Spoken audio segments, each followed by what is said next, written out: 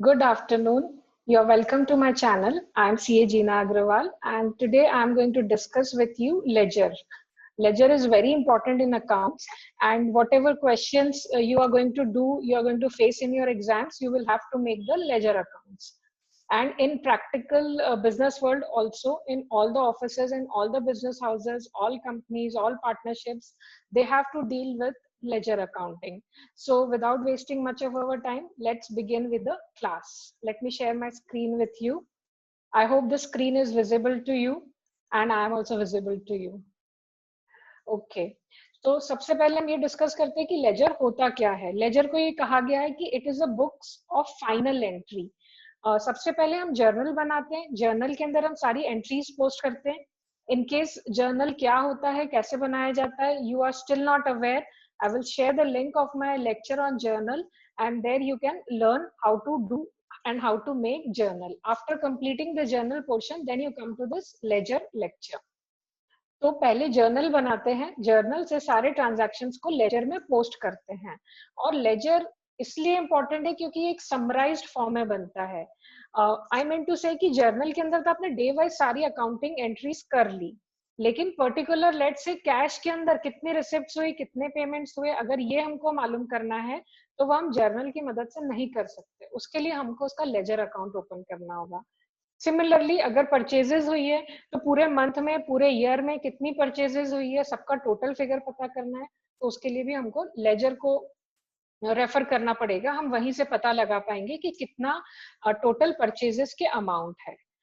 और लेजर के अंदर क्लासिफाइड फॉर्म में सारी चीजें बनाई जाती है। लेजर को प्रिंसिपल बुक ऑफ अकाउंट भी बोला जाता है।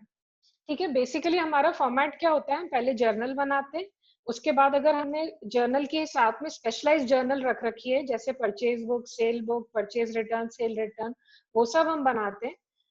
लेजर बनाते हैं, लेजर से ट्रायल बैलेंस बनाते हैं, वहां से फिर फाइनल अकाउंट्स बनाते हैं जिसमें trading, profit and loss and balance sheet आते हैं।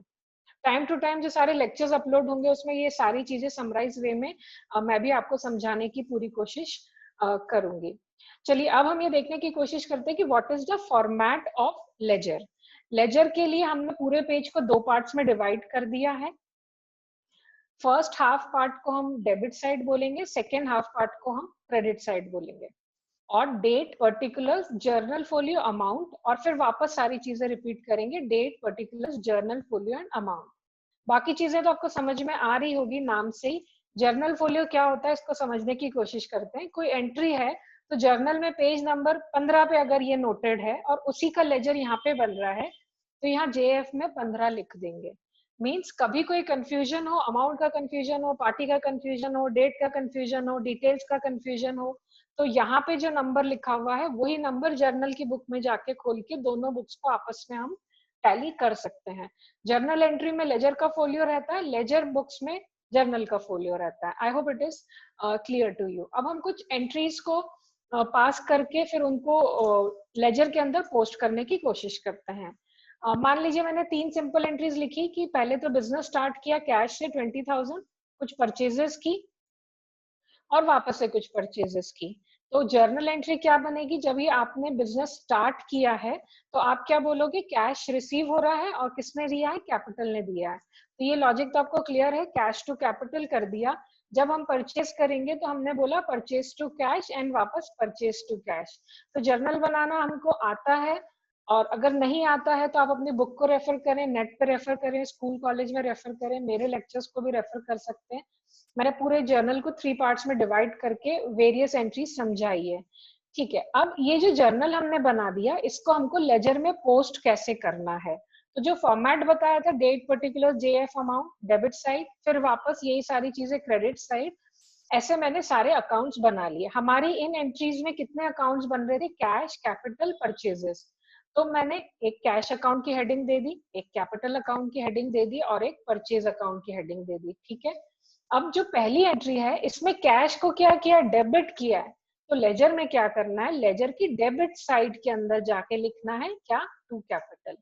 यहाँ पे देखिए कैश में डेबिट साइड पे क्या लिखना है, टू कैपिटल एंड अमाउंट 20,000 लिखना है।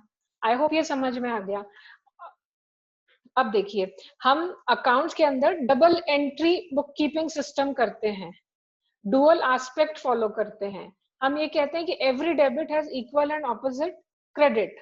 हम ये कहते हैं कि ट्रायल बैलेंस बनेगा तो उससे अरिथमेटिकल एक्यूरेसी हमको चेक होने को मिलेगी।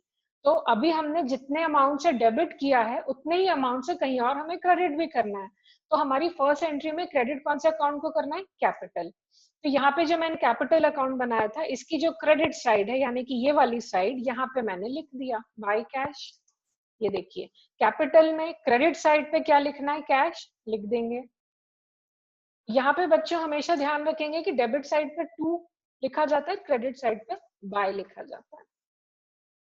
नेक्स्ट एंट्री देखते हैं, इसमें क्या करना है? परचेज अकाउंट, उसके डेबिट साइड पे क्या लिखना है? 2 कैश। तो हमने एक परचेज अकाउंट बनाया, डेट जो क्वेश्चन में दी होगी वो लिख देंगे। परचेज के डेबिट साइड में क्या लिख देंगे हम? 2 कैश और 10,000।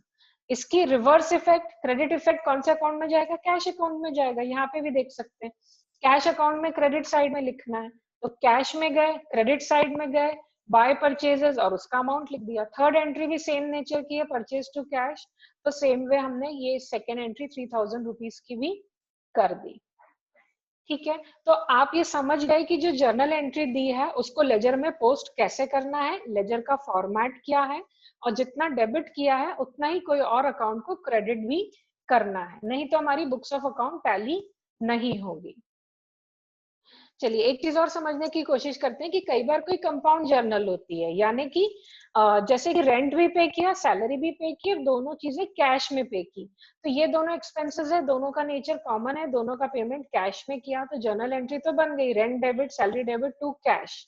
अब जब लेजर में लिखने जाएंगे तो कुछ अमाउंट का कंफ्यूजन हमें ना हो, इसलिए मैंने ये एंट्री को इसमें रखा है और हम इसको अंडरस्टैंड करने की कोशिश करते हैं। तो देखिए, रेंट अकाउंट में डेबिट साइड पे लिखना है, वापस से वही चीज करेंगे, फॉर्मेट बना लिया, date particulars JF amount, date particulars JF and amount. तो रेंट अकाउंट में डेबिट साइड पे 2 कैश लिख दिया, सैलरी में भी 2 कैश लिख दिया। अमाउंट हम कहाँ से लेंगे? अमाउंट ये 10,000 वाला नहीं लेंगे, रेंट के अगेंस्ट में 4,000 है, सैलरी के अगेंस्ट में 6,000 है, तो यही वाला अमाउंट हमको यहाँ पे लिखना है। जब कैश अकाउंट में एंट्री डालेंगे तो हम क्या लिखेंगे? क्रेडिट साइड में लिखना है, क्रेडिट साइड में लिख दिया रेंट और सैलरी, और आपको बताया था क्रेडिट साइड पे बाय वर्ड दोनों तरफ लिखते हैं, तो हमने दोनों एंट्रीज में बाय रेंट और बाय सैलरी कर दिया। अमाउंट के लिए हमने क्या किया? टोटल 10,000 नहीं लिखना है, इधर रेंट में क्या लिखा था? 4,000, तो इधर 4,000 गया, सैलरी में लिखा था 6,000, वो 6,000 यहाँ पे गया। आई होप आपको समझ में आ रहा है कि कंपाउंड जर्नल एंट्री है तो भी उसके अमाउंट्स कैसे कैसे लिखने हैं, और कभी कंफ्यूज नहीं होना है कि कौन से अकाउंट में डेबिट साइड लिखना है, कौन से अकाउंट में क्रेडिट साइड लिखना है। आप इसको यहाँ से किसी भी एंट्री में समझ सकते हैं कि रेंट अकाउंट को डेबिट करना है, यानी रेंट में डेबिट साइड में एंट्री पोस्ट होगी। I hope it is clear to you. चलिए एक और चीज समझने की कोशिश करते हैं कि थ्रू आउट द ईयर ऐसी सारी एंट्रीज आप पोस्ट करते जाएंगे, डेबिट साइड, क्रेडिट साइड।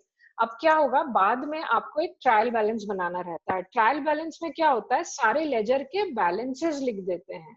एक ट्रायल बैलेंस के ऊपर सेपरेट लेक्चर रहेगा, अभी रिकॉर्ड नहीं किया, मैं फ्यूचर में करूंगी, वहां से आपको ट्रायल बैलेंस की सारी डिटेल्स मालूम पड़ जाएगी। तो ट्रायल बैलेंस का टोटल डेबिट साइड और क्रेडिट साइड मैच हो जाता है। वो क्यों मैच हो जाता है? क्योंकि हमने सारी चीजों की डबल इफेक्ट दी है, जितना डेबिट किया उतना ही क्रेडिट किया है।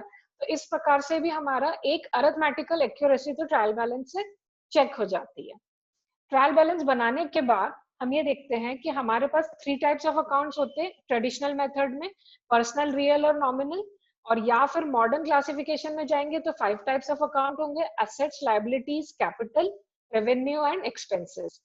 तो इसके अंदर से जो अकाउंट्स अगले साल कैरी फॉरवर्ड होंगे, कौन कौन से? आपकी लायबिलिटीज, आपके एसेट्स, आपका कैपिटल, ये सारे अकाउंट की हम बैलेंसिंग करते हैं। बैलेंसिंग का क्या मतलब होता है कि इस साल के आखिरी में जो बैलेंस है वो निकालो, और अगले दिन भले से ईयर चेंज हो जाएगा लेकिन बैलेंस तो कंटिन्यू रहेगा।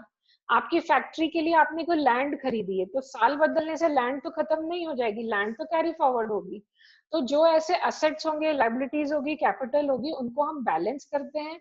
लेकिन जो रेवेन्यू और एक्सपेंसेस होते हैं या जो नॉमिनल अकाउंट्स होते हैं उनको हम क्लोज कर देते हैं। क्लोज कैसे करते हैं हम? क्लोज करने के लिए हम ट्रेडिंग या प्रॉफिट एंड लॉस अकाउंट की हेल्प लेते हैं, वहां पे सारे खर्चे, सारी इनकम सब ट्रांसफर हो जाता है, तो हमको मालूम पड़ जाता है ईयर एंड में प्रॉफिटेबिलिटी कितनी आई, ठीक है। और फिर नेक्स्ट ईयर में जाके हम वापस से ओपनिंग जर्नल एंट्रीज बना देते हैं, जिससे कि सारे ओपनिंग बैलेंसेस अगले साल में वापस आ गए। जो बैंक था, कैश था, एसेट्स थे, डेटर्स थे, क्रेडिटर्स थे, कैपिटल था, वो सारा अगले साल में फिर चला जाएगा। फिर अगले साल फिर वापस आप जो जो खर्चा करेंगे, रेंट का, सैलरी का, परचेज का, सेल्स करेंगे तो अमाउंट रिसीव होगा, वो सारी एंट्रीज फिर जर्नल में रिकॉर्ड होगी, फिर लेजर में रिकॉर्ड होगी, फिर ट्रायल बैलेंस बनेगा, फिर आपके फाइनल अकाउंट्स बनेंगे and the story goes on continuing. So I hope आपको लेजर समझ में आ गया है, इसका फॉर्मेट समझ में आ गया है, एंट्री कैसे पास करेंगे ये समझ में आ गया है, लेजर का मीनिंग समझ में आ गया है। That's all from my side. Thank you so much for watching. अगर लेक्चर पसंद आया तो प्लीज लाइक करें, ना पसंद आए तो डिसलाइक करें, और चैनल अभी तक सब्सक्राइब नहीं किया तो I will request you to subscribe my channel, and you can also contact me for online and offline coaching in case if you like my pattern of teaching. Thank you so much. May God bless you.